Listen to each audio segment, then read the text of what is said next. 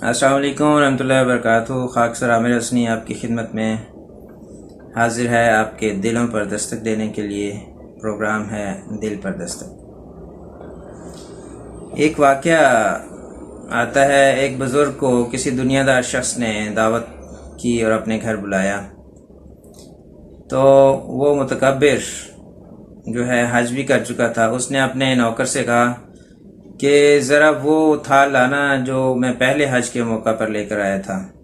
پھر تھوڑی دیر بعد کہا کہ وہ تھال لے کے آنا جو میں دوسرے حج کے موقع پر لے کر آیا تھا، اور تھوڑی دیر بعد تیسرے تھال کا ذکر کیا اور کہا کہ وہ تھال بھی لے کر آنا جو میں تیسرے حج کے موقع پر لے کر آیا تھا۔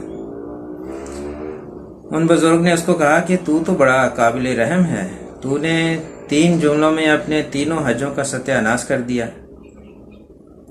کاش کہ تو اپنے ان حج کے موقعوں کو اس طرح سے دکھاوا کر کے ضائع نہ کرتا۔ تو اس واقعہ سے ہمیں یہ سمجھنا چاہیے کہ جو بھی ہم کوئی نیکی کرتے ہیں، خدا تعالیٰ کے لیے کریں، انسانوں کے لیے کریں، ان کی خدمت کریں، اس کو جگہ جگہ پر ظاہر نہیں کرنا چاہیے، بلکہ خاموشی سے کی ہوئی نیکی جو ہے وہ خدا تعالیٰ کے حضور مقبول ہے۔ بعض جگہوں پر ضرورت ہوتی ہے ان کا اظہار کرنے کی، لیکن اس کو ایک روٹین نہیں بنانا چاہیے، اور پوشیدہ نیکی جو ہے اس کا اجر خدا تعالیٰ کے حضور زیادہ ہے، سوائے اس کے کہ جیسے میں نے کہا بعض جگہوں پر ان کو بتانا ضروری ہوتا ہے۔ تو اس لحاظ سے ہم دیکھیں تو ہم اپنی نیکیوں کو بچا سکتے ہیں۔ بصورت دیگر اگر ہم لوگوں کے سامنے اپنی بڑائی بیان کرنے کے لیے، دکھاوے کے لیے اگر حج بھی کیا ہو تو وہ حج بھی ضائع ہو جاتا ہے۔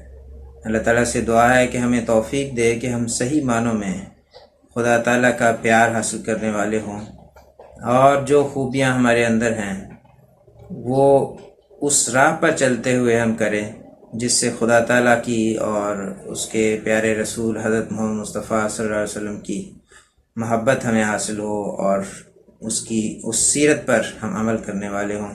سیرت پاک پر حضرت محمد مصطفیٰ خاتم الانبیاء صلی اللہ علیہ وسلم کی سیرت بھی یہی تھی کہ آپ لوگوں کے سامنے دکھاوا نہیں کرتے تھے جب بھی کوئی نیکی کرتے تھے۔ اللہ تعالیٰ ہمیں اس کی توفیق عطا فرمائے۔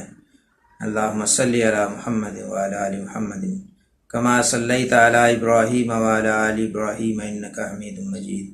اللہم بارک علی محمد وعلی آل محمد کما بارکت علی ابراہیم وعلی آل ابراہیم انک حمید مجید۔ السلام علیکم ورحمۃ اللہ وبرکاتہ۔